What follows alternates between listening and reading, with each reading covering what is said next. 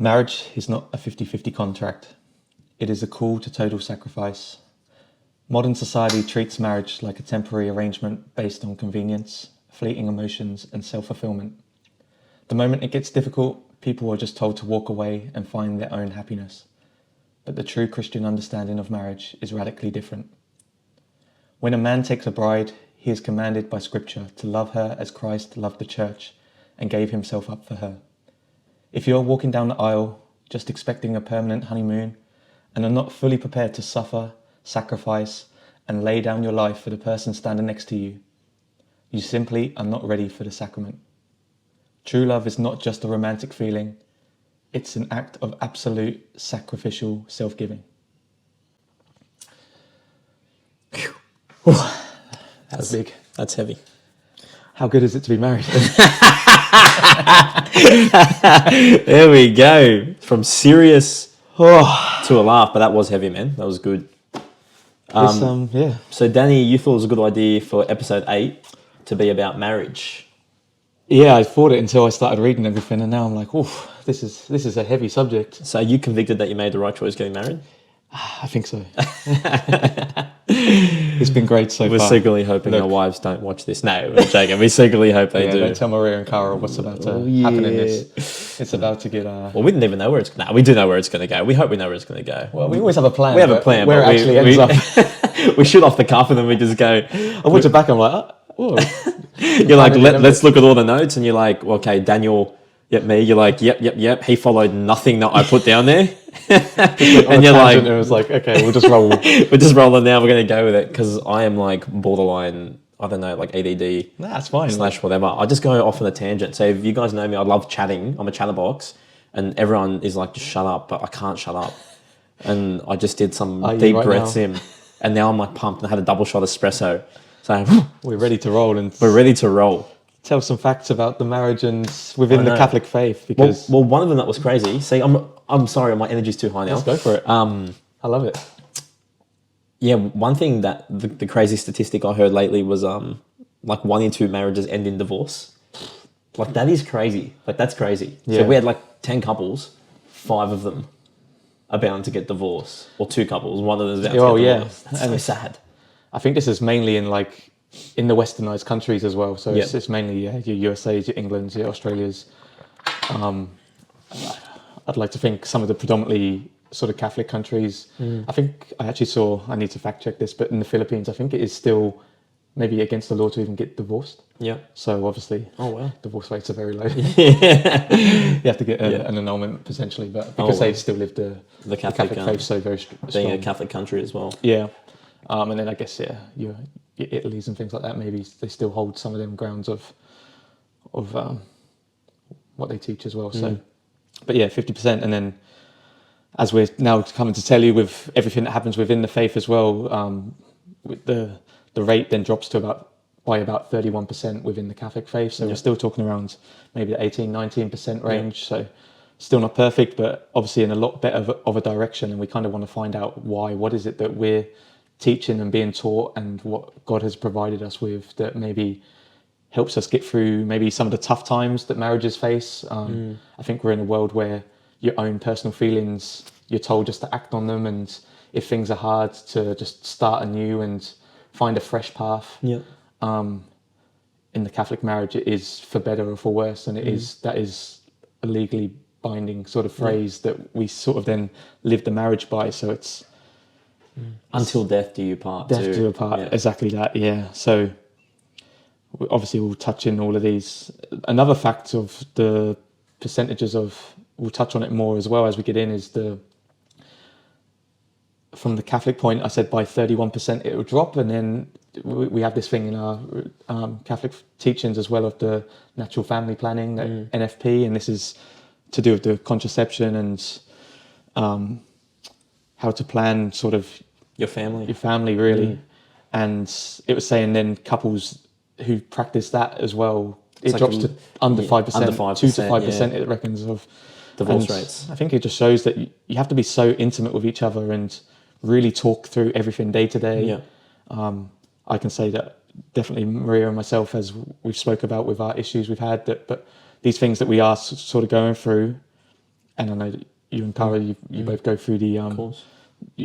we'll talk about it, like I said, in more detail, but you just have to talk through so much detail and all of the intimacies that come, that you really are so vulnerable with each other. And if problems do arise, I think it just helps you to somehow find a middle ground or get past them, or obviously because you're on the same page.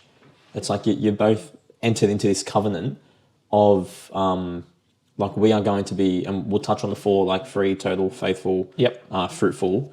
But like marriage, I think the way that as Catholic young men we view marriage, it's like it's a full, total self-giving, and women, of each other. Right. And because we are called to that, it is like, it's literally like like that saying of like the two become one flesh. It's like you are no longer one but two.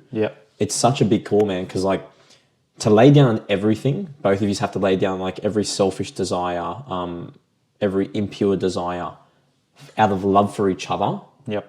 It's a very hard call, and I feel like that there's a reason why Christ elevated marriage to a sacrament. But yeah, like I find that like marriage in the Catholic faith is a covenant, which isn't a contract. I think culturally, and in like the secular world, marriage is known as like just a legally binding contract between two people. You can kind of exit whenever you want. We'll do a prenup before. There's none of that in the Catholic faith. Like what we say is like marriage is a total gift of oneself to the other, for life until death. And touching on that, you, like you said earlier, like you both give 100% to that marriage, and I think with the contract aspect, it's kind of like I give 50%, you give 50%, and you meet somewhere in the middle.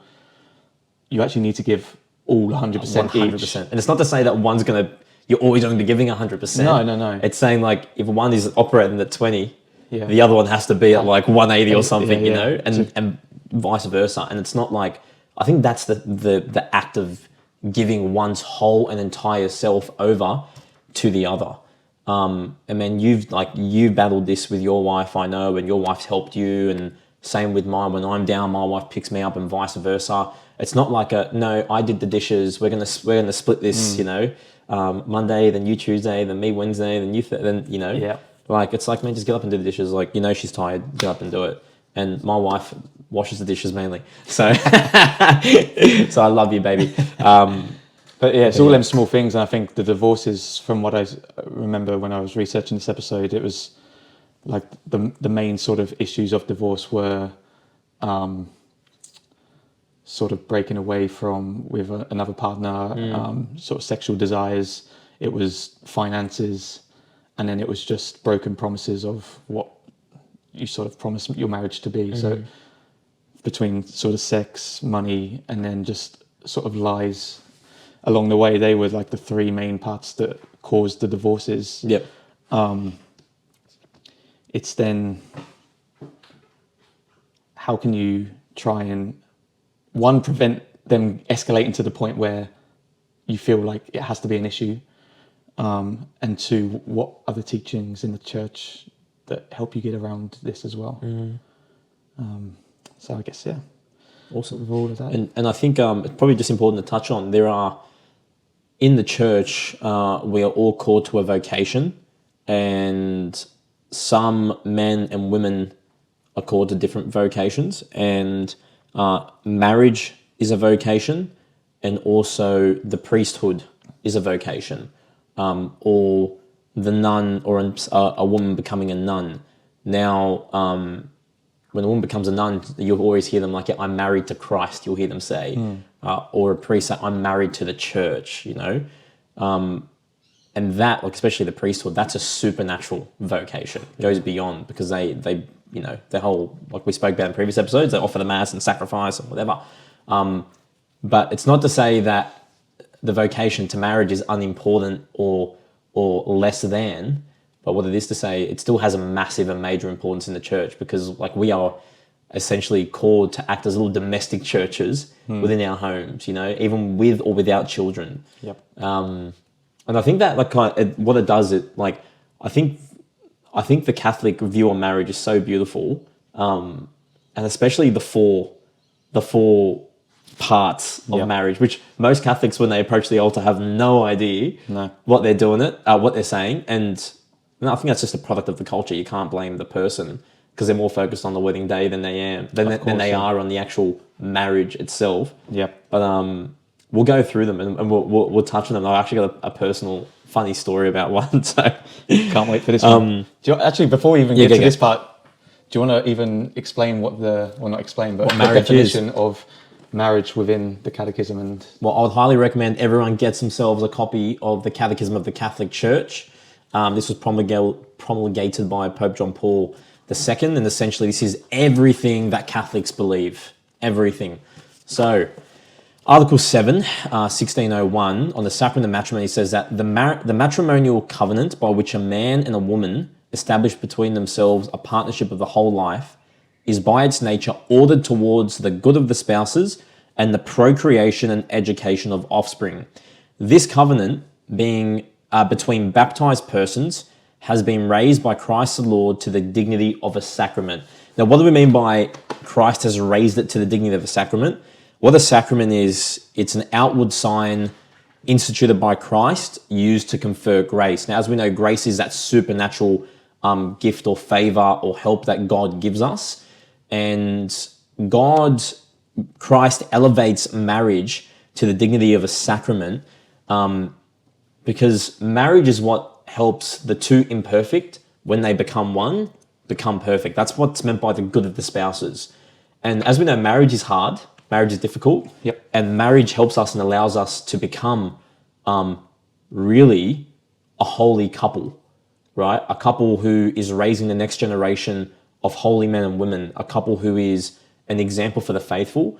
But also, when two imperfect people get together, you kind of realize when you first get married, especially like when you don't live together, it's bang, bang. It's like heads clashing. And that's when you realize we're called to get rid of all our selfish desires and learn compromise. Not the truth, but compromise in the sense of sacrifice your selfishness for the sake of your beloved. And that's how you grow in virtue. I think that's why Christ did it, because he's like, man, we've got so many dumb people here. Like, let's put the two together. Is there one thing when you and Cara first moved in together was there one thing that Dan, you suddenly realised about yourself? You know what that was. So I don't know. So I really like a clean bench top, a clean kitchen bench top. Do you remember this? Yeah. And my wife, God bless her, she likes to use spray and wipe and just wipe it. And I don't like seeing streak marks on the bench top. Now, I'm a tiler by trade, so I like everything nice and shiny. Stone, I treat as tiles. I'm Italian. It's in my nature and in my DNA. And my wife would slowly, and I was like, I'll just let it go. I'll let it go. But it really bothered me, And I had to tell her, I was like, babe, look, I really enjoy a shining bench top. So I made her get down on my level, and we looked at when the light was reflecting off the stone. I said, I don't want to see a streak mark here. So now when we clean the bench top, my wife knows, God bless her, I can't believe she didn't slap me in the face. But my wife now, and I think it's just a habit now, we soap, hot water, we scrub it like it's a commercial kitchen. We use a whole roll of, there's a Viva paper towels. Yeah. We're going broke on paper towels. Maria got to experience it for the first time the other night. And she got to experience, and she was like, wow. She was like, wow. I was like, don't get any ideas. I remember when we kind of first got married and our friend Daria was leaving, Cara, as a joke, goes, help me. As a joke, yeah. As a joke. Dun, dun, dun. But yeah, that was, although something real silly, it's funny, That's what I mean. It's little things. Exactly. And it was something where she could see it and she was like, you know what, it actually, it bothers him, and it means, although it's so stupid and little in the grand scheme of it, she goes, I'm gonna sacrifice my, my desire to not do that, and I'm gonna do it. And yeah, and vice versa. I'm sure there are many things I've had to do, which she will probably have to mention, which I can't. Yeah, if only the girls had their own podcast, they could speak their truths. They're gonna crap on us, aren't they? We're just bagging them out. I know, but we love our wives. But also talking about marriage, in God's plan. When we say Christ elevated marriage to the dignity of a sacrament, what we mean is that if you see in Scripture, what did he do? In his first miracle, it was done at a wedding feast. Yep. He attended weddings. What we see is that what God has put together, let no man put asunder. Like, he really raises the bar here, right? Especially with divorce, even to the point of, if you even look at a woman with lust, you commit adultery, right? So Christ, he elevates marriage so highly. Sets the bar at the top. It's so, and that's what we're all, like, that's the whole point. It's like, you don't enter marriage perfect, but the end of it is the perfection of the spouses, right? The good of the spouses, where the two become holy and enter into heaven, and you're both responsible for getting each other into heaven, and the procreation and the education of children. We're called to bring in the new church. We're called to create the new church, and that's what we're called to do, right? And one of the holiest marriage was the marriage between Saint Joseph and the Blessed Virgin Mary, right? And they were two examples of what it means to be holy and perfect. Did you want to say something, sorry? No, I was just going to ask if you knew, but I actually don't know myself. But because he set the bar so high and sees marriage in such a important part of everything he's created, is that part of why he considers it like the bridegroom for himself and his marriage to the church as well? Correct, yeah. Because like in the Old Testament, God likens his relationship to Israel as a marriage, right?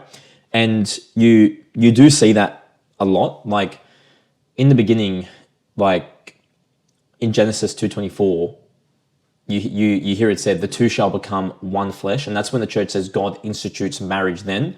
It's covenantal, it is permanent, and there's a union of persons. It's not just emotional, not just a contract, it's deeper than that.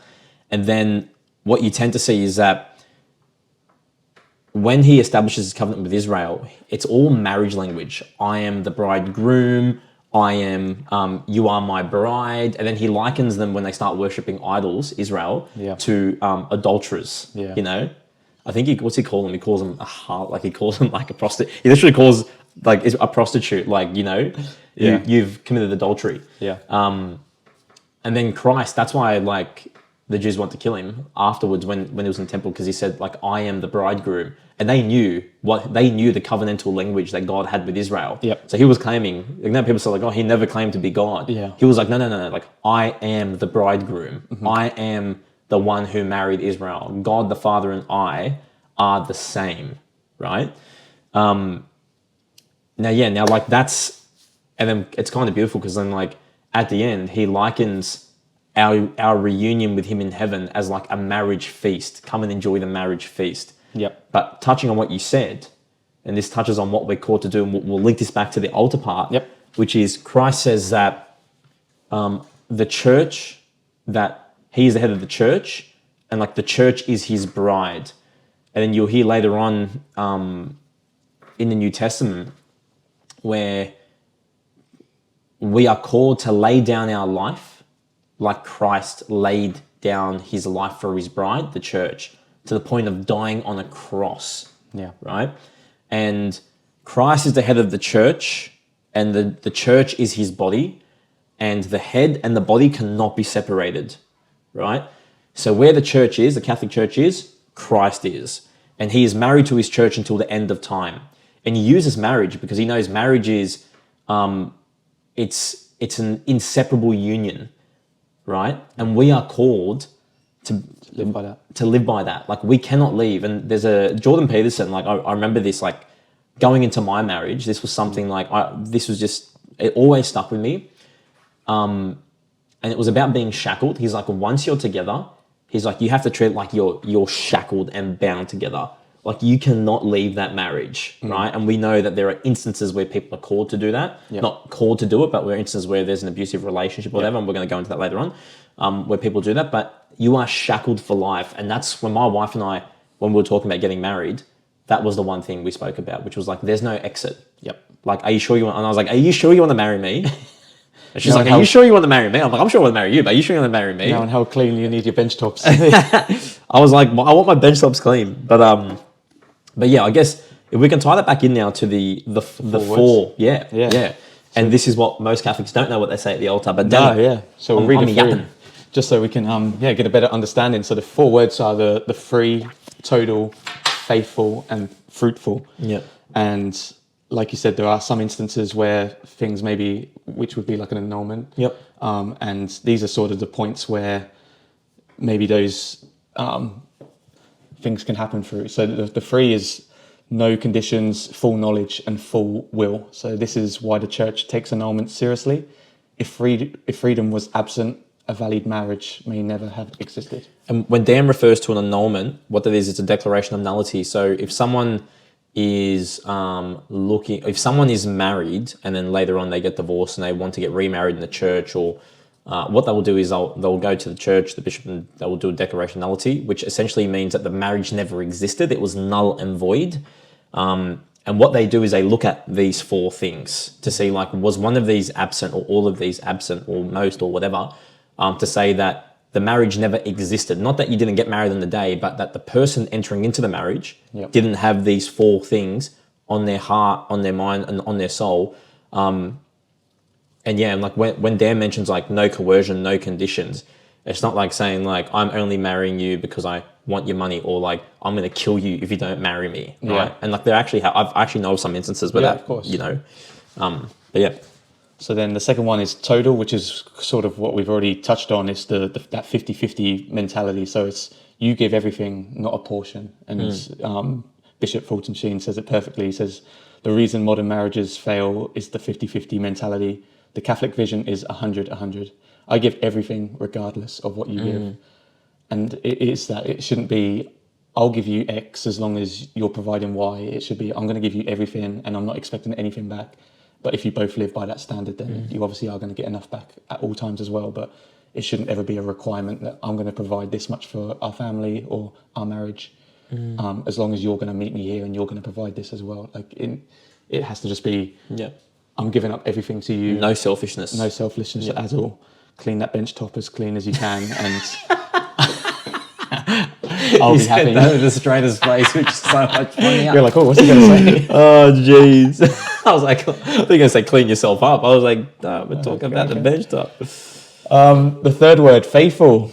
You cannot cheat. Exclusive. We do not believe in open marriages in the Catholic Church. One person for No matter life. how fat and ugly your husband is, okay? You cannot, like... Whether he's put on a few pounds over the years. You can't, if that beer belly's coming out, you can't leave. You are shackled.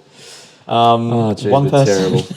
This is really serious. So when you're at the altar, if you're non-Catholic watching this, we don't joke like this at the altar. Like, it is a very serious moment where you're called to declare these vows. But we are on fire. Go. Yeah, no, that's pretty much it. One person for life. Not I will be faithful as long as I feel like it, but I will be faithful, full stop. Yeah, and then you can't also go and date around, have open relationships and be a swinger. That doesn't exist here, mate. No. Oh, like you already set the bar with how Christ even said it, that even if you look at a woman or an opposite sex with a lustful thought, that you commit adultery. So it's as clear as day in that sentence. Oh, yeah. Like, he's not leaving any crumbs. Like a pretty girl walks past, you're like, I'm not looking. What are you on about? There's no pretty girls. There's no pretty girls. Our wives. That's it. That's all you can think, okay? And then fruitful. Maria, don't listen to any of this. We're going to cut. No, we're not going to cut this. This is funny. Nah. We're flowing. We're just two fruitful, young guys having a good time. And that is just open to life, okay? Yes. So this is the pretty important one as well. And this is maybe something in this society as well where we're starting to, this is maybe starting to become more of a contentious point maybe. And this is actually part of the reason why a few other things within the church become, and in the faith become, in this day and age, uncertain as well. So open to life, not necessarily as many children as possible, but not deliberately closing the marriage to a new life. Yeah, so it's saying if you're going to get married, you have to have, in the Catholic faith, you have to be open to life. It's not saying that those who are infertile and who are unable to have children can't get married. It's not saying that. It's that by nature, male and female, their bodies are ordered towards procreation. That is why the church does not approve of gay marriage, because of this fourfold thing, that the couple, a gay couple, is unable by their bodies naturally to produce new life, whereas male and the female, by nature, their bodies are ordered towards that. Now, it's not to say that your marriage is null and void if you can't have children, right? But by nature, it's ordered towards that. But you also have to go in there with the mentality that you are going to have a family. Yep. Right? Because remember, the twofold end of marriage is the good and perfection of the spouses and the procreation and the education of children. That's why all those mamas and dadders are homeschooling their kids now, because that's part of the education part. Yeah, But yeah, and then these are the vows that are said out loud, Danny. Yeah. With that as well, I guess Okay, that then sorry. touches on the no sex before marriage as well, which again is another hot topic. Is it even that hot anymore? I don't actually know. I don't talk to I'm like sure, I know many it's a young hot topic, people. but I mean, like, without No, speaking to, but like, But I guess because like you obviously experienced it as a younger guy, and Yeah. I think being in that younger body when sex is new to everyone, younger like and fitter you're in the height of it. and less fat. Sorry, So now, obviously, Yeah. now that you're relaxed, you're married, and you're obviously living now your married life, you just don't think about it as much, or maybe don't hear about it. I'm not too sure with younger people. That's true. I think especially for young people, like, I think in our culture, everything's so hypersexualized. It's everywhere you go. It's on every billboard. The way women dress, what you see on Instagram, Yeah. man, like it's everywhere. In the gym, Yeah. like everything is so hypersexualized. Modesty is not in fashion anymore. And I find that the hardest thing for young men and for young women is chastity at the moment, especially because the sexual desire is such a strong desire, and it is a good desire, but it has to be naturally ordered towards the right thing, right? And attraction is good, sexual desire is good, but we cannot disorder it, and we cannot act on our impulses. Was that where you were going? Sorry, did you want to touch on that? Like, was that? No, yeah, it was just more about them points really, and then Yeah. I was going to then touch on the other thing that I spoke to you earlier. Was it the Humanae Vitae? Humanae Vitae, yeah, which was an encyclical letter from Pope Paul VI. Yeah, so that was 1968, and It's like, post free love. and he predicted that this was going to start to happen with our culture, and now because I guess that was around the time the pill sort of came out, which is like a conception of contraception. Sorry, Contraceptive. and he was then touching on that with the pill then being given out by chemists and doctors, that it was going to create such a sexual world, sex outside of marriage, but then also It's like sex without consequences, because now that you've eradicated the I don't know if that's the right word, but like now that you've prevented the possibility of children, it's going to be free reign, and the destruction. And it's what we've seen anyway. It's been harmful for society more than anything else, right? Oh yeah, and like I said, it was the number one thing. For divorce was sort of breaking away from a marriage for a different sexual partner. So it obviously shows that people's heads have been turned, and just how sexualized the world is at the moment as well, and how easy it is to have different options. That's an interesting point, because like men would and women, like if contraception. Like, if marriage, I think the divorce rates were so low back then, like maybe pre-1950s or pre-19 whatever. But post like that hippie movement, free love era, I think what you just said, which is really interesting, which I didn't kind of think of, is like, if you had a way to stop yourself from falling pregnant, right? Like, you could go and have as many affairs as you want, because like before, like the consequence of no contraception was children. Yep. Right? And if you would do that with whoever, you could be a father or a mother to like all these unwedded children, and then that, and I think I know, obviously contraception doesn't like always work. And I think that's kind of what also led into like the whole abortion thing too, which is like unwanted. Like I've heard so many stories of like the amount of affairs men would have. And obviously it couldn't get out that the person whom they were having the affair with was pregnant, so that they ended up terminating the child in her womb. Yep. And so it's kind of like a logical. It's like a succession of like, this is everything that's happened in society now. Yeah, We've had like a domino effect. It's a domino effect. Why all of these other things happening, and then obviously then touching on that again, obviously, but abortion within the Catholic faith is another no-go, and it's no, it's killing of a baby, and whether you believe that prior to giving birth to your baby that it is a real human being. It is already a baby within you, and the teaching with that as well is do not kill. But I think that's we've touched on that that's a whole subject in itself, I'm sure. So the vows. Yep. For better or for worse. Not just when it's easy. No. For richer or for poorer. Money will cause problems. Obviously, that's not a surprise, but it's a promise. It's definitely. In sickness and in health.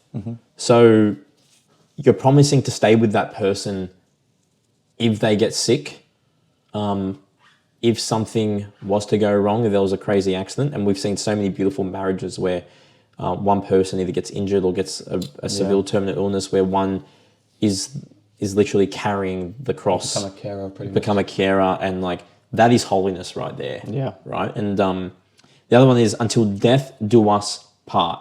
So this is the big one, because like I think this is a tough one for a lot of couples, because we know a lot of people who get divorced and get remarried. If they do have a valid marriage, they cannot get in the Catholic faith. If you have a valid marriage and then you get civilly divorced, you cannot get remarried again in the Catholic faith. Why? Because what God has put together, let no man put asunder. And not just that, the marriage is an indissoluble union, meaning it cannot be dissolved. The Pope can't even dissolve your marriage. If you had a valid marriage, the only thing that can end your marriage with the person, that covenantal bond, that family bond, is death. Yeah. That is it. That's why, like, when a couple dies, one of the spouses dies, you can get remarried, but prior, you can't. And that kind of leads on into the next section, Danny, about annulments and divorce, which we pretty much touched on. I think a fair bit at the moment. Yeah. But yeah, like a sacramental marriage cannot be dissolved. This is why, guys, I think it's important to also note, because children are a part of marriage. People will say, why does the Catholic Church have such an interest in marriage? Stay out of it. It's like, no, like children, the good and the perfection of the spouses and the procreation and education of children are at the heart of marriage. And the church cares about these two things. Why? Because marriage and the family is the basis of a good society, right? The family unit is the basis of a good society. Majority of what is taught to children, who are the next generation, is taught from within the home. So the church cares about these things, because an indissoluble union ordered towards the good of the spouses and the education of the children is something very, very serious. And that's why the church has a lot to say about marriage when it comes to laws or, the state. That's why, like, the church says, like, we don't care what the state says. Like, this is something that God has put together. Whether or not we're secular, the thing is secular. This is why we fight for the rights of people to not be persecuted for their Catholic belief on what marriage is. Yeah. And also how it is Catholic couples who have a conscience want to live their marriage vows out and their life out, So we touched on earlier, like I think what we have to clarify is maybe civil divorce versus annulment. Where the boundaries sort of set between the two. Yep. And what I liked about what you said as well, when I was reading through everything, is a couple of times the Pope has come out with the Vatican and stuff and doubled down on these things about marriage as well, because I think as times change through the decades, different things in the cultures become leaning towards one way, left or right, or whatever the views may be. But I think they put the pressure onto the faith and the Pope to sort of fold a little bit and allow these little things in, but they've actually come out and doubled down more and said, no, marriage is actually so important, and this is why, and just reiterated it again. And even just reading that, it just made me feel so much more stronger about the marriage again. Like, it's so reassuring to hear that this is sort of the answer to living your life here, is you finding your bride or your husband or wife, and going on that journey together, and you're going to come across speed bumps and hurdles along the way, and you're going to get through it together, and you're going to be together within the faith at the church, you're going to pray together, and all of these things are going to be the key which ultimately brings you both to heaven at the end. But it just made it just feel so much more powerful about the sacrament that we've got ourselves into, especially being Catholic as well. I think this just I don't know if it was Chesterton or C.S. Lewis. One of them said this, or someone else said there is nothing more beautiful than an ordinary man with his ordinary wife and his ordinary children, or maybe extraordinary. And like that is the extraordinary marital love. Like that, it's such a beautiful saying. And like when you're in church and you see that, it's so like, it's just like, wow, man. And I'm like, geez, how do they do it? Like 12 kids. It's another conversation. But yeah, like an annulment, like we said, it's not Catholic divorce. No. Right? But it's the null and void of pretty much the 4 things we just covered. Correct. That one of those 4 points were not there at the point of when the two were confecting the sacrament. And yeah, because we know like the church is compassionate towards people who are divorced or who are going through abuse, and the church never says if you're in an abusive relationship, stay because you're bound for life. The church says no, you have to get yourself out of that relationship with that person. Obviously, you do everything you can to ensure that relationship stays intact. But for whatever reason, if it can't, it just becomes too bad. Yeah, like civil divorce is permitted. However, remarriage after a civil divorce, providing it is valid, providing that your first marriage was valid, is not permitted. This is why a lot of people don't. You'll see a lot of couples. When they get they got married in the Catholic Church the first time, the reason they don't get married in the Catholic Church the second time is because they can't. They're not permitted to. And most people don't get a declaration of nullity. I know some people who have gone through it. I know one who's, I think, about to go through it.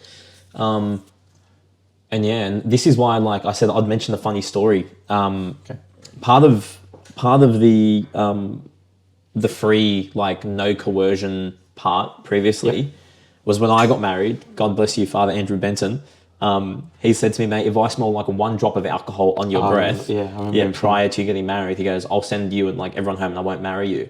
Because that's how serious the church takes it, because children are affected by divorce. And if the person who is getting married cannot make that free choice, that total choice on the day, because they are impaired psychologically, mentally, especially through alcohol, the church says, no, like, we've had enough divorce. Divorce ruins families.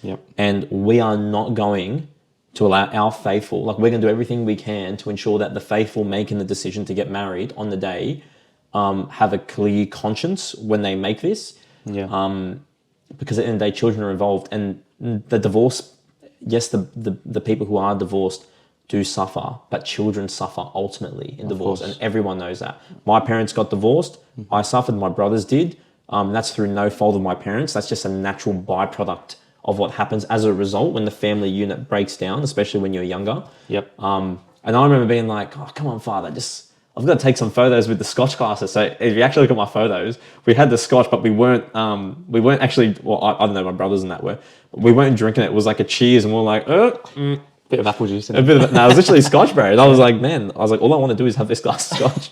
I was like, I know I want to marry the girl, but I was like, man, we've got like 250 people coming here, so they have to make sure that... it's good that we've got a strong priest with us. And God bless him for doing that, man, because he didn't do it as like don't drink alcohol, alcohol's bad. No, like, church doesn't teach that. But what he was like is like, hey, like, I want to make sure that you're making the right decision. And that for the good of the church and your wife and your family, God willing, one day, that you don't come to us later on and say, oh, I wasn't... Because the church doesn't want people to use that as an excuse as well, of like, oh, I was drunk on my way. And then so people can just get out of marriage and then remarry. You know what I'm saying? But like you said, the increase... I did get the stats earlier, but it was saying in the late 60s, fewer than 400 annulments were granted each year. This is mainly in the US, but only 400. And then that had gone up into the tens of thousands to now modern day. So it's just the way it's exploded up. So obviously they want to give you no reason to be able to have an annulment, because if the priest can sort of lead you along the way and make sure that you've gone into that marriage properly as you should, then from that point it's then down to us to make it last and have no way out. And I think it's also like I said before, but the church is compassionate towards divorced people or couples who who are in this predicament. The church, like it's very rampant these days because of the culture and some things we mentioned previously. But the church also does say like divorced people who have not remarried civilly can receive the sacraments. Yeah. And the divorce isn't the sin. Yeah, correct. The divorce is not the sin. It would be the or it would be like an invalid marriage anyway. Yeah. Right. And that is, and look, we can't comment on that. That's up to each individual couple, right? And like we don't know the circumstances. We can't just assume someone's relationship, or they got remarried, that they were even married in the church, or that they're even Catholic, or so you can't go and accuse every person that gets remarried that of being a divorced Catholic or whatever. However, the church is also very strict on that because, like the church says, or what Christ taught, what God has put together, let no man put asunder. And I think what that also touches on is that there are Catholics who are in irregular situations, Dan, who are divorced, who have been remarried, and who didn't get an annulment. And now the church does say that they cannot receive communion. And that's very important because, as we've mentioned previously, the host, the communion bread which we receive at every Mass, we believe is the body, blood, soul, and divinity of our Lord Jesus Christ. That's what the new covenant is. And therefore, it is so holy and sacred that we do not allow people who are in a state of sin to receive that. And a lot of people still go up and receive if they've been, and I've seen it, like it's really sad. Because we believe like you cannot profane that which is holy, right? And some people do it through no fault of their own, but the church doesn't say do it as like a punishment, but the church does it as like a theological reality that the first marriage still exists. Yeah. So essentially the church is saying until you have an annulment to prove that your marriage was null and void, meaning it never existed, Or if your spouse died. or if your spouse died, what the church is saying there is like your marriage still exists, so you're essentially committing adultery. Yeah. Right? And I know it's a very, very tough thing for people to hear, but it's not us setting the bar here. It's the church setting the bar. Because the church is the visible head on earth and is a visible body, and the head of the church is Christ. So the church is just relaying what it receives from the head, which is Christ himself. Yeah. That marriage is a sacrament. What God has put together, let no man put asunder. It cannot be dissolved. It cannot be dissolved. And as Catholics, and especially in our culture, it's very hard for people. And we feel for people, I think like a few subjects we're going to go on to today, like we are going to talk about quite sensitive things, and some of these are real painful crosses to carry. But unfortunately, the teachings from Christ himself, we can't soften the words that he's spoken. That they are the truth, and we can be overly compassionate and help wherever we can, but you can't soften the standards because it is painful. Some crosses are going to be more painful than others, and some people are going to go through really tough times. And that's just a really hard part of what we all have to deal with together. So that's why we try and say this as compassionate as we can. And it's not, like you said, it's not us holding the standard and us going around and saying you're not doing this. It's what we're just trying to, because some people we speak to, they didn't even realize these things. So it's more even some of the catechism of what these messages actually are, and just trying to even relay this information out for some people to try and help them where possible, because they fully might not really understand the set at all, and they might have been going up getting communion and not being aware of any of this. So even if it can just help you understand it more, not that we're trying to set the rules and say we're better at, like we're going to fail everywhere as much as anyone else. And it's also like when I say that they cannot receive communion, it doesn't mean that the person is the door. It doesn't mean the doors are closed for that person. The church is always like, the church loves you, wants you home, but the church is following the standard that Christ laid out. And why? Because Christ desires you to be with him in heaven, and he knows we're in a broken world, a fallen world, and he knows that we are called to carry some tough crosses. But I've seen like couples, and I've seen a person in particular, one I'm thinking of, very dear to me, who is divorced, who is a practicing Catholic, who knows how hard this teaching is, however, is using this cross as a means of sanctification, reparation and penance. And I see this woman advancing in holiness so far, so quickly, and it's a tough one. It's a really tough one. But there are people who do carry the cross of this. Of course. And we, like, God willing, man, we hope we're never in that situation. Like, God forbid. But like, we could be on the other end later on. Life happens. Yeah, never know. Stuff happens. We pray we don't. That's why we pray for strong marriages. That's why we pray together as a couple. Yeah. I think that's really important for. And it's also like important. I should say, like, we go into marriage knowing that we don't want to leave. Like, we're not leaving. We're shackled together. But we also don't blindly live like one person could fall, one could make a mistake. No. That like divorce is on the cards. Not that it is, but like the society and culture and reality and the people we know. We're still human. Yeah, we're human. Like, we know like how like marriage is hard. Like, marriage is not easy, right? And like we're early in. Like, we probably haven't had most challenges that older couples have had. Of course, yeah. And that's why, like, I think some people may be thinking, oh, look at these two, they're easy. They can speak to, they're two young guys married 2-3 years. Wait till the honeymoon stage is over. Of course. We're not saying that. What we're saying is like marriage is so important and it's sacred.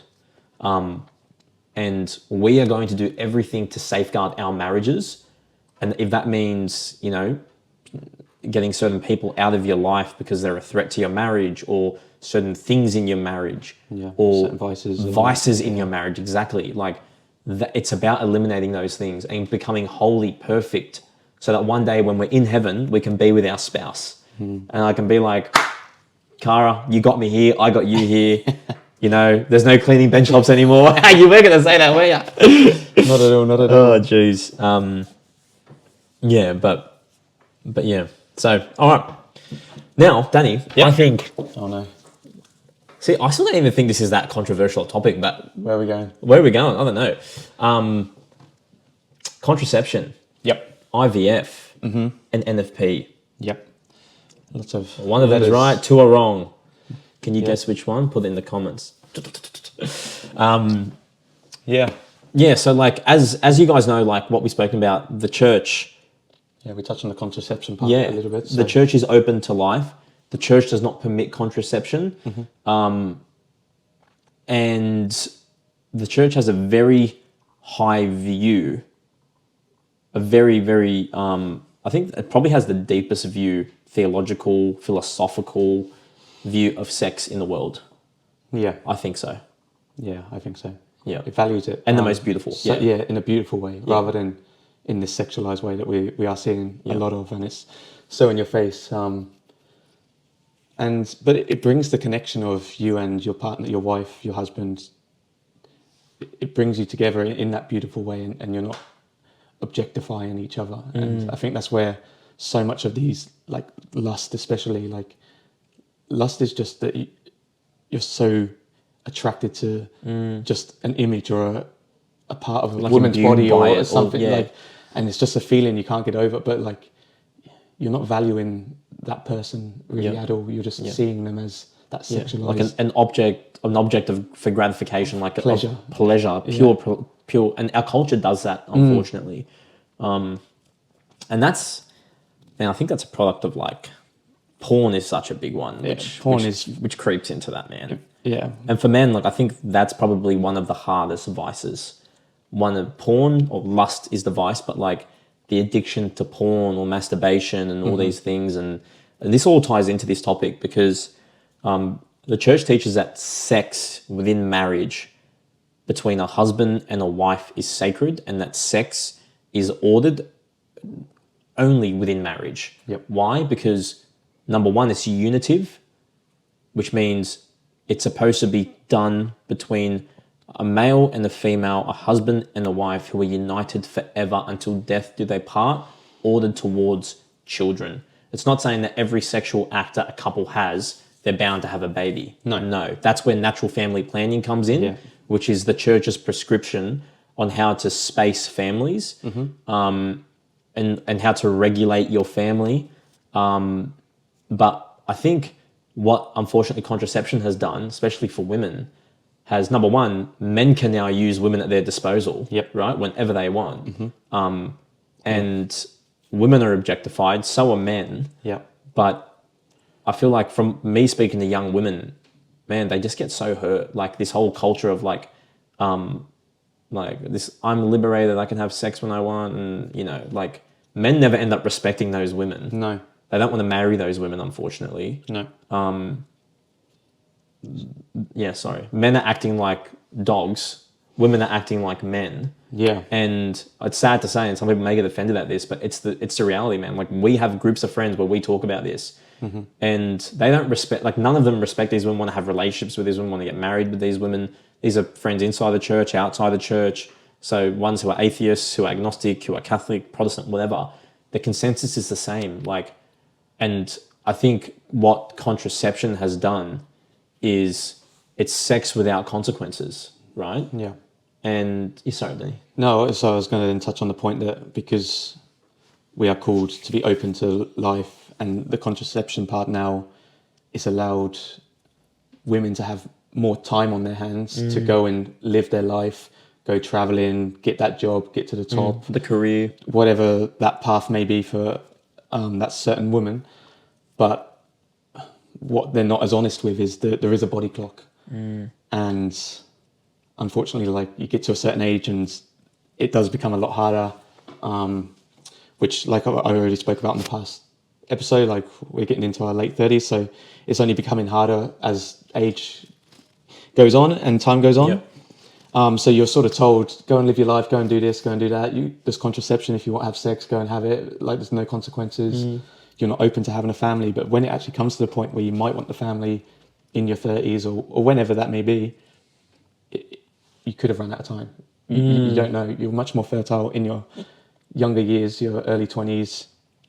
And that is why I feel like historically you saw the earlier marriages when you were from whenever, maybe 18, early 20s. I know my parents were married early 20s, then had me not long after. So it felt like that generation were still around that time, whereas I feel like we're now getting late 20s, into our 30s, into our 40s, whatever, as a first marriage.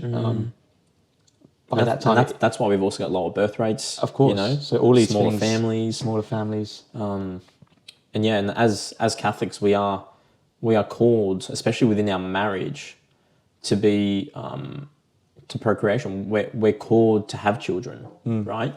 And that is, I don't know if I said this before, but like the twofold end of sex as well is like it's union and procreation, right? So what the church teaches is that not every sexual act, not the end of every sexual act is a pregnancy. No, it's saying the two are inseparable. It is unitive between the spouses, but also it's procreative, meaning by its nature, the act of self-giving is ordered towards procreation. Now, this is where it's important to touch on, because like a lot of, when I talk about this with so many like young girls, and even young guys, it's so funny, because I'm like, how many days in your cycle do you think you can fall pregnant? And they're like, all 30 days. I'm like, bro, then you can like you can never have sex if that's the case, you know? Like God's designed their bodies and ours in a certain way where they complement each other. But what most women don't realize is that they ovulate for a period of 12 to 24 hours, which is pretty much tiny window where the egg is released from the ovaries into the fallopian tube, where it's prepared to meet the sperm. However, it's a tiny window. The sperm can live up to 5 days inside the woman's body, in the uterus, in the fallopian tubes, wherever, where it's waiting to meet the egg. So it's essentially, you can say like a period of like 6 days where you can fall pregnant within the cycle. Now, what natural family planning does, and the NFP, there are certain models of tracking a woman's fertility or her cycle What it does is it allows you to learn your body naturally through certain markers such as mucus, temperature. Yeah. There's a Craden, there's a Billings method, there's a Craden model method, there is a thermal symptom all of them. methods. They're all words I've heard so much lately. Yeah. These are all we've got like so many friends and people we know that all do these models or these methods, and people think like when I talk, people's like, you do what? I'm like, actually, I don't find it that weird. It's just a natural, like this is the way the body was naturally designed. Just mark it on the calendar. Just sort of like these days are. These are the infertile days. These are the fertile days. These are the infertile days. So, in marriage, we're also called to chastity, just as people who aren't married are called to chastity, and priests are called to celibacy and chastity, and so are nuns. In marriage, you're also called to chastity. There are periods of time in the marriage where a couple does not have sex or cannot have sex, and you cannot go off and commit adultery, watch porn, masturbate just to get your fix. No, you are called to master that virtue. Yeah. And that is why natural family planning is so beautiful. But I think also that is why like the divorce rates are so low. Sorry, I spat at you. The divorce rates are so low between couples who don't use contraception, because they're called to master that virtue of chastity through the periods where they're supposed to abstain. They then regulate the desire. It's not like we're going to have it every second day and then you abuse it and your wife becomes an object. Sexualize your wife, or the husband becomes an object just for pleasure. Because what the church says is like, no, like, yes, it's unitive, but it's also procreative. So you have to regulate the act, and every family situation is different, right? And that is something that the couple decides with themselves and spiritual director. But I think it speaks to the wisdom and the beauty and the truth of the Catholic faith, which is like, no, like you were created in God's image. Your body was created perfectly by God. And you must respect that natural God-given fertility that God has given you. Like that's why I said like when you at the beginning you're like, is it, not controversial, whatever. I'm like, for me it's so natural and normal now. And I don't know if it's the people we hang out with, but even the ones I don't, like people are so interested. They're like, people, like I can learn my fertility. And then like even speaking, I never knew that before we got into this. And neither before I started practicing, but even like young girls like talking about mucus discharge, for example, like their body naturally, mucus is produced and different colors, like if it's clear and stretchy and lubricative indicates that they're fertile. They're about to ovulate or they've ovulated. Whereas seems like such a, like, I don't know if they're embarrassed or such a taboo subject or something. But and I'm like, just like, I feel like we've got so like used to talking to we each get other. so We're like, we'll be at restaurants being like, man, I was talking to this young person and they were looking at me and I was like, oh, sorry, did I just overstep? I'm not thinking of that, but did you know? But then when it's like, oh wow, and like you'll hear something really interesting, Dan. It's like, wow, I haven't produced any mucus for like 5 years, and it's like, oh wow, do you get your period? Oh, I haven't had my period in 3. It's like, oh wow, you should get that checked. Like, are you planning on getting married soon? And like, it's a beautiful way. I also feel like it's just literally that's what's called natural. Like, it's natural. Because you do hear like horror stories of girls that maybe went on the pill at a young age. It ruined their cycles and were on it for 5 years, from like 16 up to 21 or something, and suddenly their whole hormonal system and everything's just out of whack, and it can take a long time to get back, and you probably have to do certain things along the way as well. So so I guess the other thing that falls into this category is then IVF. So this would be the next sort of.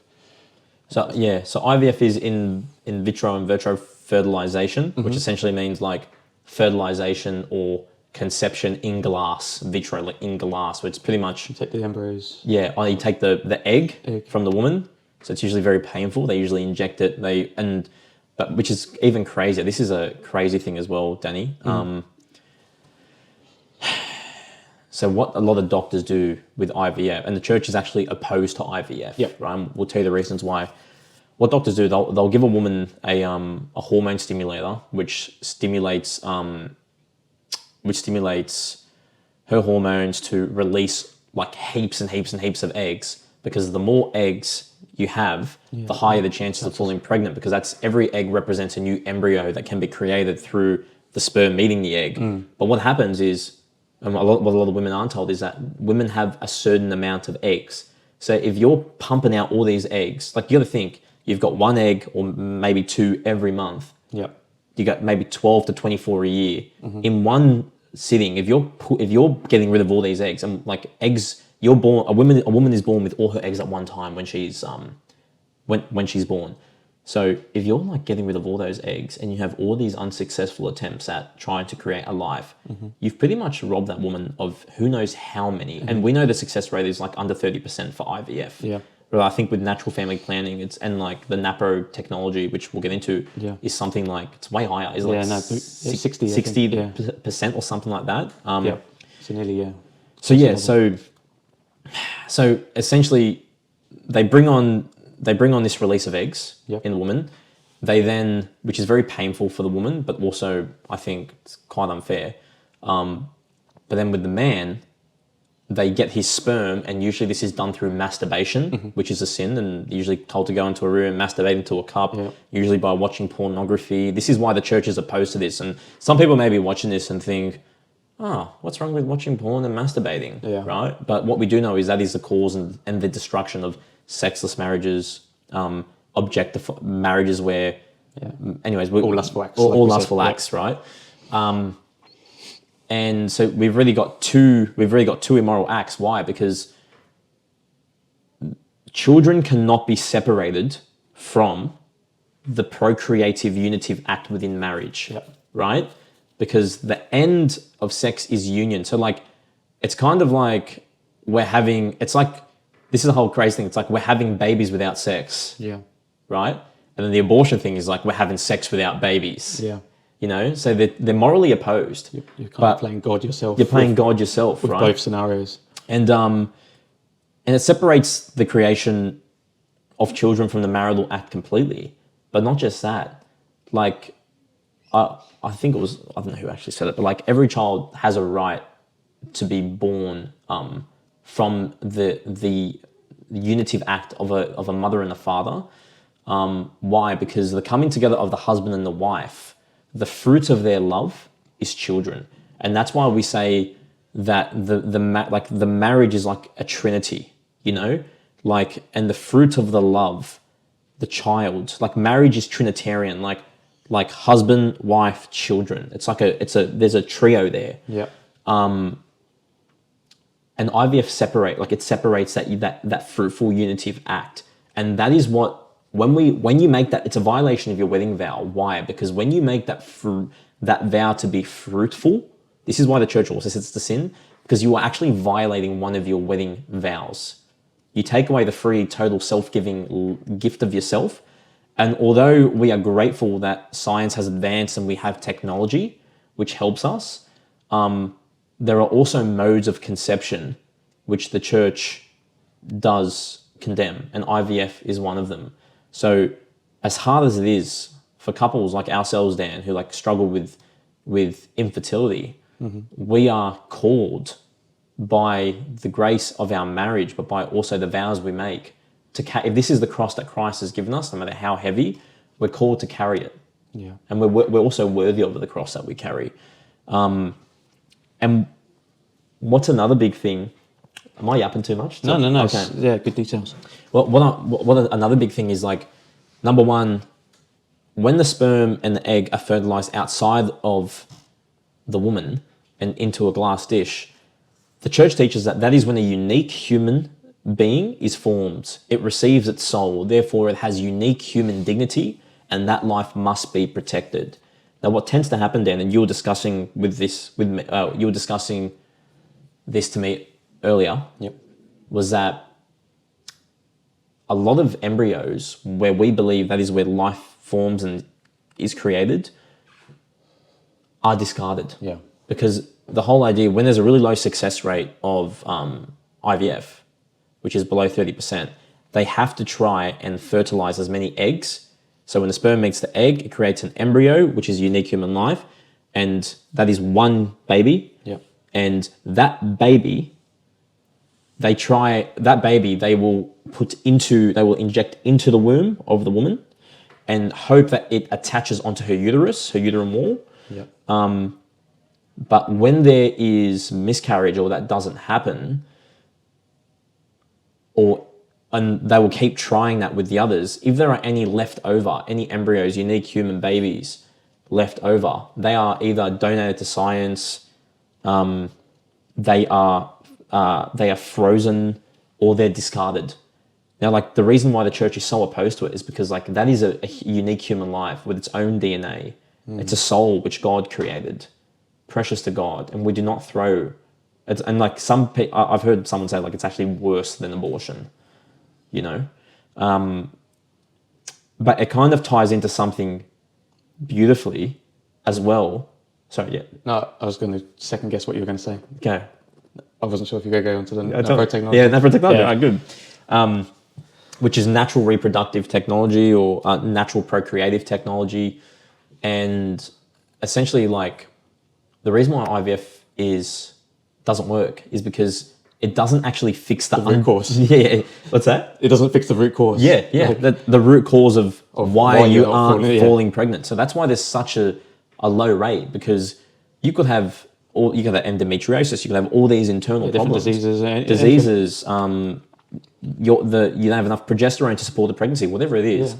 There are all these things, but it does not fix it. And it's $12,000 a pop. And I don't know how people would go. I've heard like couples, man, that never conceived, poor things, were sold a lie it would work, spent over $100,000, never worked, and then they ended up falling naturally. And you hear that story, they end up falling pregnant naturally years later. And sometimes that's the cross that we carry. Sometimes we may not have children. That is in God's will. But what NaProTechnology does, it looks at the holistic approach of the man and the woman. It's quite extensive. There's actually a NaPro Life Centre in Croydon Park. And essentially, it's the church's way of saying, hey, like, we value you, we see you, we are going to use science to support you, and we're going to see why it is that you are not falling pregnant. And they look at the woman, the man, they do follicle tracking, sperm tests, you name it, hormonal support, supplement support. It's so deep. But that is the church's response, which is like, no, like, we care about your soul. Do not do IVF, right? Because of the moral implications, but also it's a violation of your marriage. And we're not here judging people. We especially us, who are struggling at the moment with infertility. Mate, like, we would love an answer. It'd be the best thing ever, right? However, I know. We are also called to obey Mother Church. And who is the head of the church? Christ. Yeah. It's Christ who we are obeying at the end of the day, not this institution, which we think is like a grand puppet master trying to control us. No, it's Christ. And who am I to question Christ? Yeah. Right? He's given us his visible head, his visible body on earth, who has the keys, who talks about faith and morals, who gives us guidance on this. But thank God, man, the church has also like such a beautiful view on marriage, and it loves us and protects us and desires our salvation. But the best thing is, like, NaProTechnology has a higher success rate of fertility than IVF, and it's like 10 times cheaper. And you actually solve the root cause. And you solve the root cause. And even if you don't fall pregnant, the worst thing is you became healthier by the end of it. Yeah. Right? Yeah. Like, that's a thing. And you haven't wasted all your money. Yeah, you didn't waste all your money. Yeah, obviously it costs you. Like, people deserve to get paid for, these doctors deserve to get paid for what they do. Yeah. However, like, they teach you how to look at your cycle, how to observe your mucus, healthier. Yeah, just everything. From a male sperm, anything. Like, yeah. That's beautiful. So with all that in mind, I was just thinking actually of a story, but we're talking about allowing the opportunity for children in every act with your partner, and me and Maria actually have been watching on Netflix. I don't know if you've seen it. It's I think it's called At Home with the Furies. Oh, Tyson Fury. Do you know Tyson Fury? Oh, no, the boxer. The boxer. Yeah. So he's like an Irish traveller. So the Gypsy King. Yeah, the Gypsy King, of course. Is he from where you're from in England? No, okay. So Ireland's a separate country. So he's from Ireland. Yeah, well, that's what. Well, the Gypsy. Okay. Like that background of Irish travellers and stuff. Okay. But yeah, they live more up north, I think. Morecambe, I think they live. He's a Catholic family. Yeah. So all of them are Catholic, both sides of the. Is he Catholic though? Yeah, he is. Tyson Fury. Yeah, devout, like, Catholic. Oh, really? Yeah. I thought it was a Protestant. No. Interesting. No. Oh, cool. I think I wouldn't want to speak out loud, but I think most Irish travellers would all be Catholic, because they're all from like sort of that traditional background. Irish were very Catholic back in the day. I think they've maybe mixed it with Protestant a bit more now, but the Irish Catholics were very strong Catholics. But yeah, like the story, like one, it's just funny just watching him because it's Tyson Fury. He's a funny character, and he's got his issues along the way. And resurrected. yeah, he always just every day he comes out, he goes, "Get up!" and he comes out and he just flexes his muscles. He's like, "Why do you do the accent if you sound English?" You know. But they got 7 kids. Do they really? Yeah, and I think maybe had a miscarriage along the way, and I think maybe we're going to have an 8th as well. Yeah. So like very open to but so he lives him, the Catholic traditions strongly, and he's admitted he's had struggles in the past with things. But giving it all to God for getting through it, and his wife Paris, they got married at 18, but they lived a strict no sex before marriage. When he asked for her father's blessing of marriage, he allowed Tyson to sleep in the caravan outside of the house up until the wedding. Oh wow! So they weren't allowed to obviously share a room or anything. Just to that is like an Irish traveller tradition, that right? Like yeah, that's huge. And then 7 kids later, and then now their eldest daughter, in the most recent episode, spoiler alert, sorry, she's just turned 16. Oh no! And her boyfriend has asked Tyson Fury for his blessing of marriage. That's it? Yeah, and Tyson sat him down and grilled him a bit and was like, "Why do you want to do this now? You're so young. You would do this, you would that." Giving him all of the kind of secular arguments of why would you do this? You don't even know who you are yet. And he sort of answered them all honestly to him. And Tyson was like, "I was 15 or 16 when I first met Paris, and I knew from the first moment I met her I was going to marry her, and I wish I could have married her at that age." He's like, "You have my blessing, of course." And then that was on her 16th birthday. And That's a good Catholic father right there. He went there and proposed to her on her 16th birthday at a birthday party. In front of everyone. And yeah. Was everyone like, the heck? So what was all their friends as well were mostly all the same Irish traveller Catholic backgrounds. But it just got me to thinking as well. And I don't want to stereotype, I don't know enough about the situation, but my understanding growing up was Irish travellers were very backwards and they lived this loose life and so I never really heard much about them. But they were so far out of society and they lived different ways. But now I'm this side of life with a Catholic understanding. I'm are they living closer to a Catholic life than all of us? All of us are. I'm we're stuck in that society way of life right now. I was looking at them as outsiders that were weirdos or whatever. Why aren't they keeping up with the way of society? And now I'm after watching this, obviously this is one example, but I'm are they actually living a Catholic life truer than we are?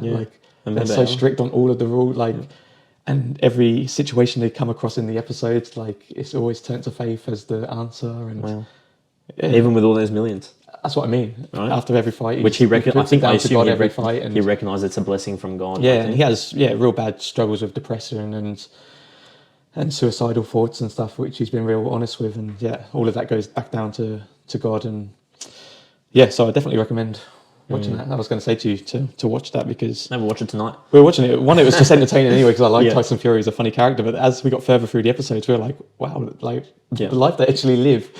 They don't really. Paris, the wife, she likes her handbags, but apart from that, she drives an old car. Tyson Fury still shops at Audi. He does all of his food shopping at Audi. He's I don't care. I just want to provide for my family, live a normal life, and all of that, and how they interact as kids as well. They get all of the other families' kids as families. They're big groups together, and they go on day trips with each other and teach each other everything. The male bond is what I really took home with Tyson, his dad, the brothers, and then their sons, and they just take them out on camping trips once a week and whatever, and teach them how to do useful things like labour work, fishing, whatever that may be. Just that whole bond and family growth. I was that is literally the life. That is beautiful, man. Yeah, so now I'll just think on camping. I hope no one can hear my stomach rumbling through this microphone. Bro, mine as well. Bro, I'm dude, I was a minute ago, it went, and then I heard yours. I was oh man, I'm so hungry. But we're not going to wrap it up just yet. We might get a little wrap, but we're not wrapping it. We're already halfway through, baby. Are we really? No, okay, me either. But what do you to push on that, right? What do you think, or why do you think, what do you think stops secular culture from getting married? Because I remember being young and like all I wanted to do was get married. Yeah, I always wanted to find a good girl, get married, permanence, and like marriage is permanent. And what do you think? What do you think it is that like stops people? Like, what do you think it's the no exit? Like you cannot exit. Like I think it is. It's like a trap. A trap. Okay, yeah. Also, They're and scared then to with settle. everything we've spoken about of this like lustful drive, especially for, I'd say more so for guys, but just how you're exposed to so much more than we should be right now. Like the veil's just unlifted on everything that we shouldn't really be seeing day to day. So it gives you so many desires and vices and lusts and all of these different things. People want to keep their options open and they want to enjoy life. All of these lies we're being told, and as I expressed earlier, you're not told there's a body clock along the way as well. And I guess that's part of it. Do you feel like young men want to get married more than young women do at the moment? From what I'm hearing, yeah. But so like the gym I work at the yard, we do have a real good foundation of Catholics, Maronites, Christians, and all of them are on the like, especially the younger generation. Like they all do have that in mind that they want to get married, the girls, the boys. So I would say it is 50-50 from those who I've spoken to in the past. Like some of our friends, mutual friends we spoke to, that's all that they want as well. So I guess I haven't spoken to as many girls as boys, but it does seem like more so the new generation coming through, they do want that experience. I guess it partly comes down to maybe what you've perceived from your parents along the way as well. So maybe if they did have a really good relationship, you want to get married earlier because you want what they had. Maybe if you're in a more broken family, maybe you don't want to get married because you're scared of what that could then cause again, because you don't want to live the life maybe your parents live. I guess there's baggage that comes along the way. I guess it all comes down to maybe the teaching of what marriage is. So what we're trying to even say now is that if you don't fully understand what it entails, but also the freedom and the joy you can have from it, if you don't know what those things are, then maybe that you wouldn't go looking for it so early. Yeah, I think that like that's exactly it. It's like secular culture looks at marriage as a trap, maybe. No, yeah, definitely. And like we look at it as freedom. I know, it's the exact same thing. Oh my God, I can just settle down with one person. Thank goodness. I want this. I just like, and it's the best, man. Like I always say, like my wife knows, like, I love coming home to my wife. And I think I know she loves coming home to me too. And same with you and Maria, man. And like, there's something beautiful about the permanence and the exclusivity of like just it's only us, you know, and we're on the same page. Like we're like, no, we're shackled, bro. We're going to war with each other and with others if we have to, you know. Yeah. Knowing that there's no exit, does it change anything for you of how you interact day to day or how you view your marriage? It does because like I know I can't leave and I know I have to live with this person and I know that I want to live with this person and I love this person, and that the no exit for me is like, well, we've got we've only got one option, which is we're going to figure our stuff out. Yeah. And the no exit means that because I can't leave, like being forced to, I mean forced in like the oppressive way, but by nature of no exit of what it is, and the permanence, it's only up. Yeah. Like, because like we don't let the sun go down our anger, and we work through every single problem. Why? Because we can't leave. It's like, well, I don't want to grow bitter and resentful towards her, and neither does she with me. Yeah. So we work through every problem. We can't leave. We're not going to get divorced. We're going to do everything to make this work. And what happens as a result is like you just like your relationship. Oh, bro, so much. Like, do you find the same too? No, it's interesting you say it because like, and like I think it's important people to know too. Like, this guy came from another country, like with nothing, like essentially a suitcase, and he's like. He worked it all out and still working it out, right? Yep. Like we all are because we're young, like we're not got no wealthy, right? and like it's like now it's not just you by yourself; it's you and your wife, one flesh, and like because you can't leave each other, it's like, well, man, you guys, you got to like, you know what I'm saying? Like, I think it's like that. It's a testament, man. Like, and how much deeper has your love grown since like I feel like you, especially your faith. Since your marriage was sacramentalized on the day where you were baptized, receive your communion, confirmation, and your thing. I feel like, bro, you've had this like influx of grace, and I see it in your relationship with Maria as well, where it's like you guys are so much closer. Yeah. I don't know, and I don't know. I'm not in. No. You live. I'd it honestly from the say like outs. tenfold. It's hasn't even been like a slight more. It's been like overpowering, and it's actually been a weird feeling actually, because it's like, and it does feel like I've been like flooded with grace, and sometimes I'm not sure why, but it's just like, we even spoke about it last night. We were just talking. We were like, it honestly is just because we are putting God at our center. And a while ago, I saw this diagram. It was just a triangle, and it was sort of showing how regular people would live. Like, you would be right in this bottom corner, your partner would be in this bottom corner, and then if you say God was at the pinnacle of the triangle. So the further away from God you are, the further away you two are together. But the closer you both get to God, ultimately then the closer you two get together as well. And it was, that's just probably the perfect way that I could say I feel in our marriage, is that when we started, God wasn't in my thoughts. God was maybe in Maria's thoughts, so maybe she was here, but like we're this far away. I felt that was love. That felt good.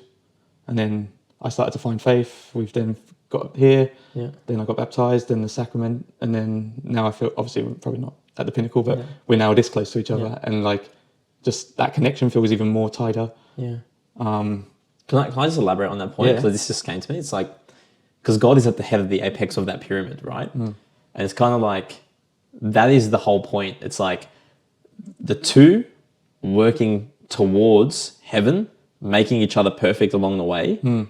And when they hit the apex, I feel like that's perfect union with God. That's like heaven. That is heaven. But I think that is like, that's what I wanted to expound on, which is like, when you're both, God willing, you're both there, that is marriage.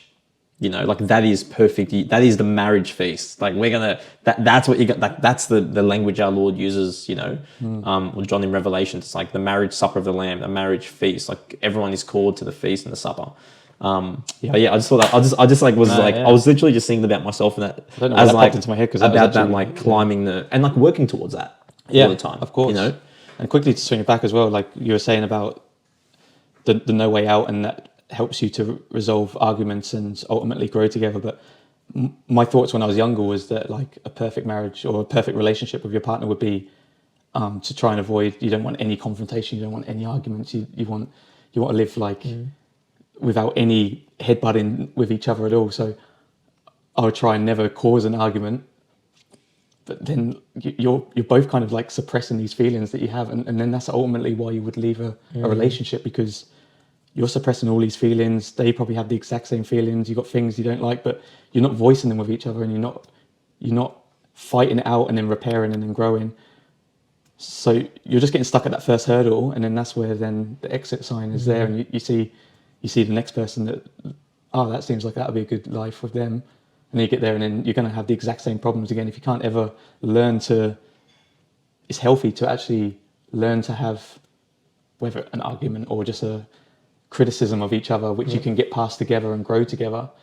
I'd compare it to even like training at the gym. Like when you're trying to grow your muscles, you're working out, you're just napping your muscle fibers, then they heal, they grow, and then they get bigger. Like I guess that's the exact same thing with a marriage and a partner. You argue, you break down a little bit, take a time, you heal together, and then you grow together. And that's beautiful. Do you think about that every time you do a bicep curl? Every time I'm bicep curling, I'm just like, got to get these guns out. Repair.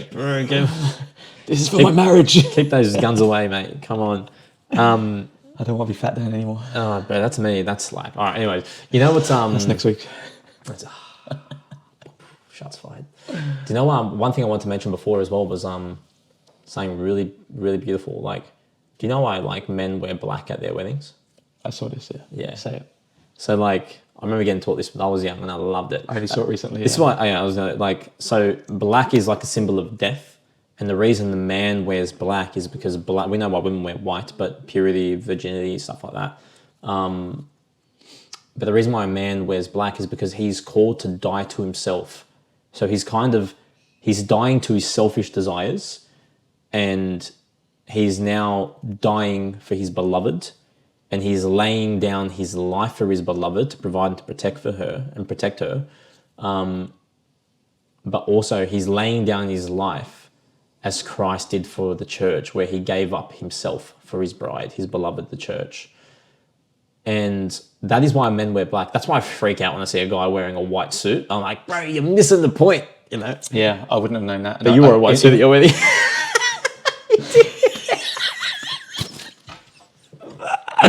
Oh, no. No. You didn't you, Dan? I wasn't Catholic back then. Oh, no. Look, you're exempt, all right? You're exempt. I'm sorry. Sorry, man. Look, that just came to me.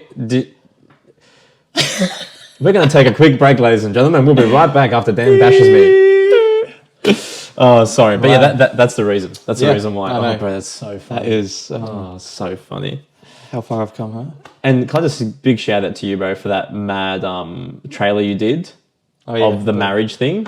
And thank you. And it took about 4 hours, you know. Oh, I know. Guys, Dan does all the editing. I literally rock up to the studio. I rock up and I sit down and Dan goes, I just spent 12 hours and I'm there going, cool, I'm ready. I was like, look, let's try and improve the product we're giving. I was like, it'd be a really cool idea to get like all the snapshots and how sort of like the influencers you watch, that they have all of the overlays of what you're talking about is then visually there. I was like, that'd be mad. Like, it shouldn't be like too much work. I sort of understand how it would work.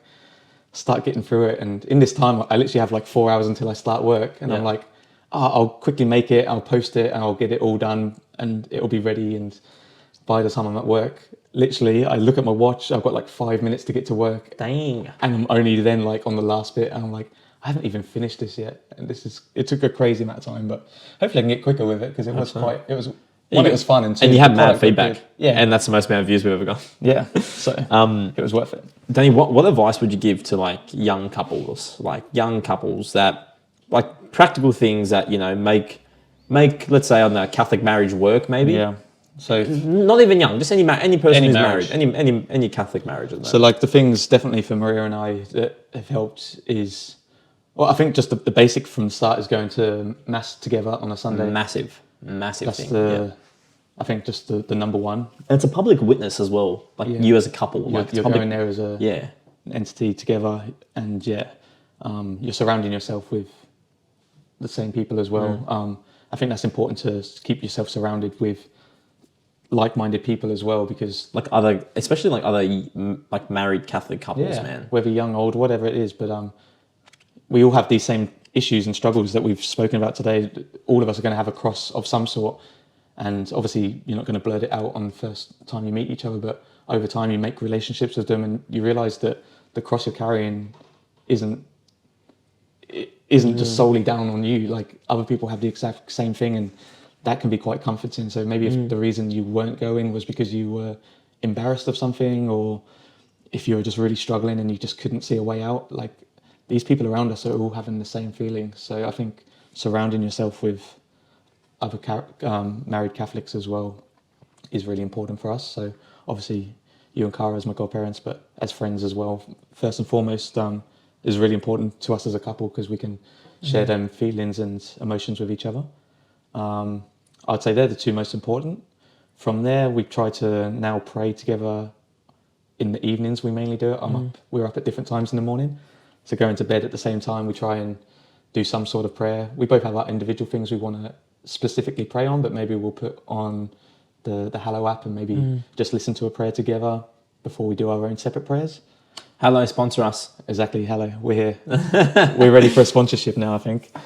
And what about the Rosary? That's a good. And then that's a the next level would be then to go for the Rosary together and sit on it and meditate, but actually put it up to something specific for the two of you. Maybe whether for us it's our fertility journey, but it might be just one specific thing I might be struggling with that week that Maria's like, let's just put it up for this week, and we'll even if we put a decade up for this one and whatever it may be. And just because there might be some people that don't know what the Rosary is. I just suddenly thought that as so the Rosary, which Dan, when I think I gave your wife. You gave my wife, yeah. And then you did for my baptism. And I did for your baptism, right?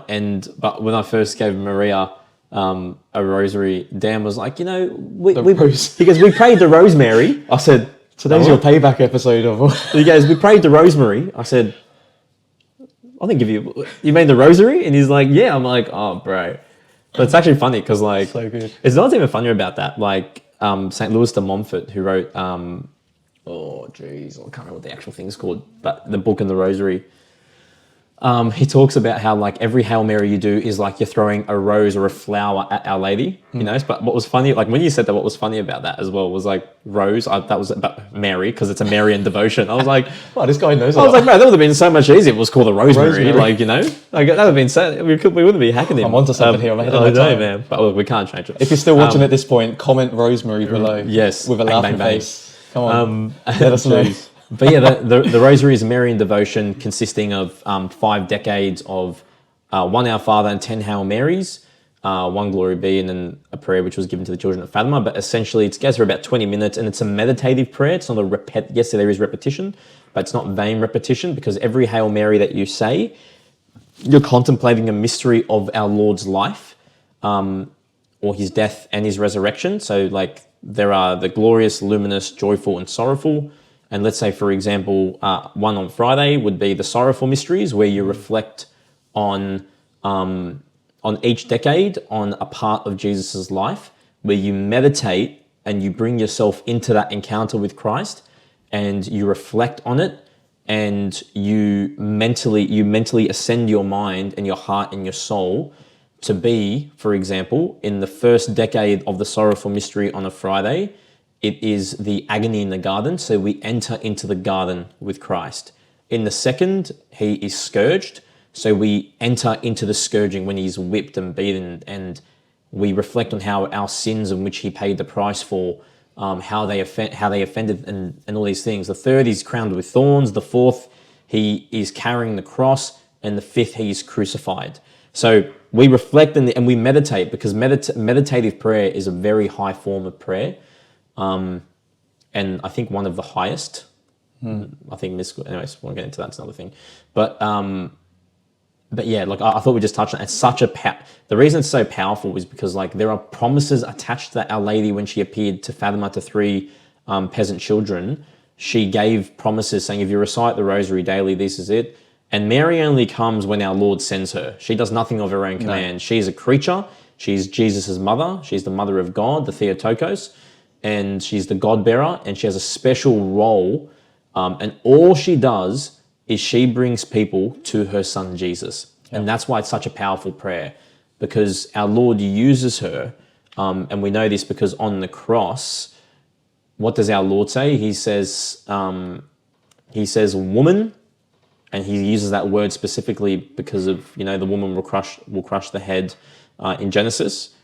And it's the same woman when he says woman, when he is in the marriage feast of Cana. When he says woman, people think he's being rude, but no, he's doing it specifically for a reason. He says, woman, behold your son. And then he says, son, behold your mother. So what the Catholic Church teaches is, from that point, our Lord, from the cross, when he's dying, he can't say anything. One of his last words were, I'm giving my mother to the whole world here. And who did he give her to? His most beloved disciple, John. And what do we see in the book of Revelation? That the woman clothed with the sun, the moon under her feet, and on her head, a crown of 12 stars. That is why we call Mary the Queen of Heaven. So she has a very, very important role in marriage, especially because she was betrothed to Joseph. And the church teaches that they lived a chaste marriage, and she was the most beautiful woman of all, perfect. We believe she was conceived without sin, and we're going to do a whole Marian episode as well, because we love our beautiful Blessed Mother, Mama Mary, and yeah. So that's the Rosary. That is the Rosary, man. And so we love our mum. We will talk about her forever. So quickly, just say what. So on each bead, you would then say the words. Just say the Hail Mary, or you say the Hail Mary. Yep. Say 1 Our Father, and you go 10 Hail Mary on each bead. Yep. And that's what that's when I say a decade. That's what the decade is. It's 10 Hail Marys. But we're also praying for a fruit. Like we're praying for in each mystery. Like the agony in the garden, we'll pray for obedience, or the scourging, we pray for purity. On the crowning of thorns, we ask God to give us courage. On the carrying of the cross, we are asking our Lord to give us patience.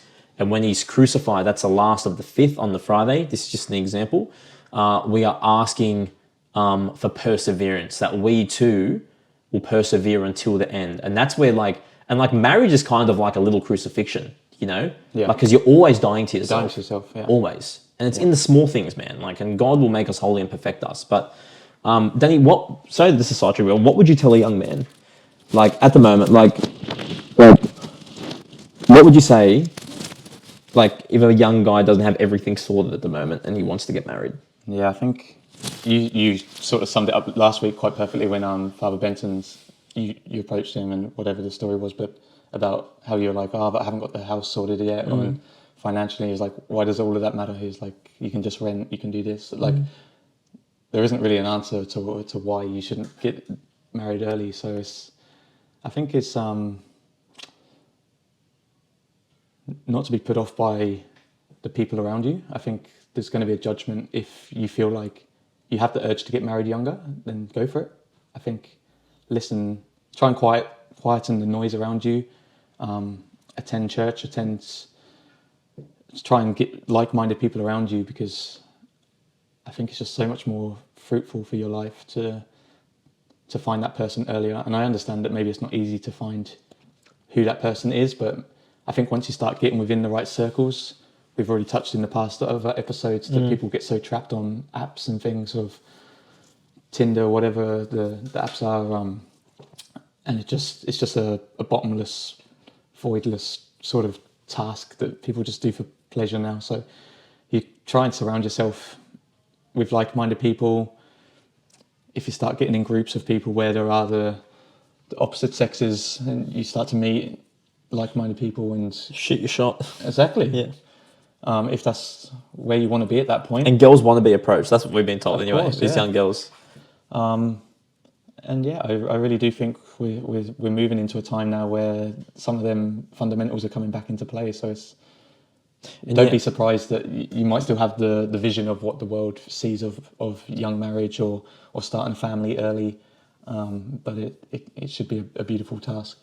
And I think as well, for young men, like, marriage is not the end; it's the beginning of you becoming a man. Yeah. Right, because you're called to think outside of, like, you're called to think outside the box, but also you're called to something deeper, and you're also called. You can no longer be selfish, man. Especially when you start having children, especially because you don't matter anymore. Yeah. Not saying you don't, but you know what I'm saying. Like, it's like you are called, and that's reminded. Like, the whole purpose is to be holy. We are always striving for holiness, and everything is for the greater glory of God. So everything we do, your marriage, everything is ordered towards that. And the same goes for women. Like, what would you say to, like, some women? And, like, I think your wife said it perfectly, like, as well. Like, she goes, I wish I didn't buy into the lie that I was told when I was young. Yeah. You know? And like, what would you say to women about that too?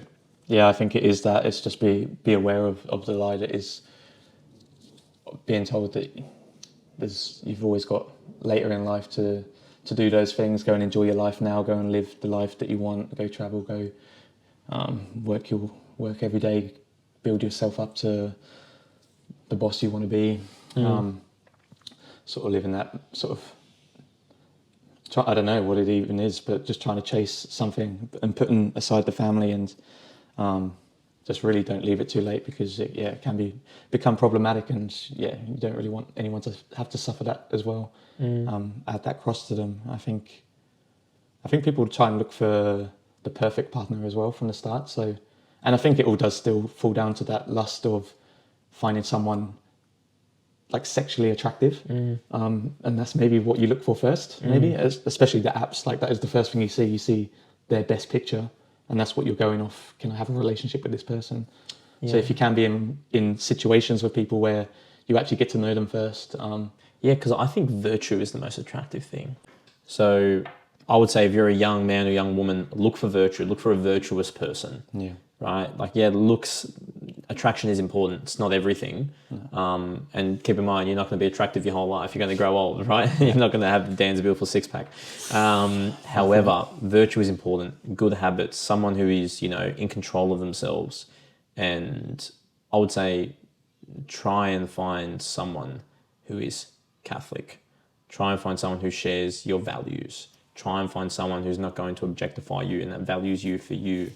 That's both for men and for women, young and for old. Whether or not there are older people watching this, we don't know. However,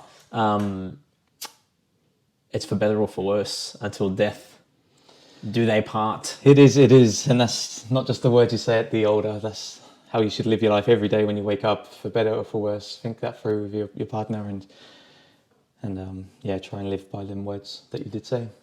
And as they say, couples who pray together, stay together. I can't believe we just did that at the end. No. I guess that's our cue, right? We're going to end it on that, maybe. We've got to end it on that. It doesn't get better than that. God, I don't know how long we've kept you for. Maybe 2 hours. We're not sure. It's been a pleasure. But man, we just got wrapped up in a cyclone of... there was a lot of deep subjects in that. Yeah, that was good. We couldn't really... and we haven't even... That was just an... and some of them we need to actually go back to. We have to go back to. There's some big ones. There was such a... there's such a theological deep richness in marriage and the church's teaching on marriage and in what's said in the Bible about marriage, which we haven't gotten into, which we're not going to go into. Maybe we'll do that separately. However, we love being married. I've been married 3 years, Danny 2. Yep. We are going to keep punching on, not with our wives, because that would be... we're going to keep, and I mean, like, we're going to keep moving forward, becoming holy, and just be witnesses for the faith. And look, if you are single, because we speak to a lot of single people, man, heaps, young people who are like looking for marriage, who are like craving it. Maybe we'll start up a dating program. Maybe start a dating app. Yeah. Dan and Dan's dating D&D. D&D. And D&D dating. D&D. That's it. And look, Dan knows some beautiful young men and women. So do I. Very fit at the gym, you know. Mate, look, if you want a young partner, ask this guy, all right? Ask him. We'll hook it up. We'll set it up. Guys, I'm Daniel from the Greater Stage podcast. I am the Godfather. And I am the Godson. And I blessed him before. So, God bless. Danny, thank you very much. We'll wrap it up and we'll see you guys next week. So, thank you. What God has joined together, let no one separate. Or pull asunder. It's the same thing. Different interpretation.